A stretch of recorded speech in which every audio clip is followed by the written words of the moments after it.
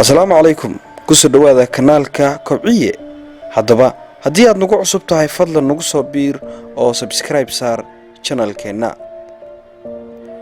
mowduuc gaaban ayaa maanta ka hadli doona inagoo waliba iftiimin doona waxyaabo badan oo mugdi ku jira xilliyada qaar waxaan la hadalnaa qaar kamid ah asxaabteena inagoo u sheegna inaan u hayno sheeko cajiib ah laakiin waxaan kala kulannaa wax la yiraahdo waqti ma hayo hadaba waa maxay sirta ku jirta waqti ma hayo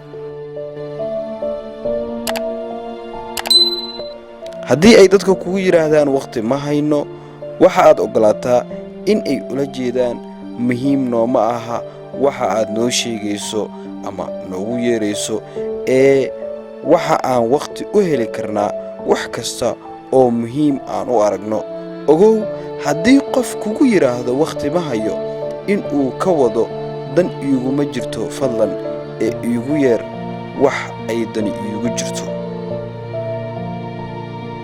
There is a myth of no time.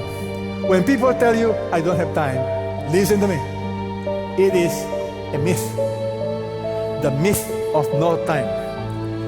You will not have time for everything, but you will make time for what is important. Listen to me. When people tell you I don't have time, you know what they're saying?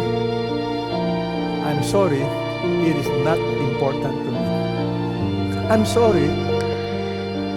waxaan rabaa inaan ku soo gabagabeeyo xikmad gaaban oo uu yiri nin filosof u dhashay dalkaasi Mareykanka waxa uu yiri jahala'aanta qorshayaasheena ayaynu u saarnaa waqti la'aan waana taas dhibaatada dhamaanteen waxa aynu wada haysanaa 24 saacadood waxa uu yiri ma jiro ruux intaasi ka badan haysta kaliya waxa lagu kala duwan yahay ayaa ah ka faa'iideysiga waqtiga iyo waliba cidda aad waqtigaaga u horeyso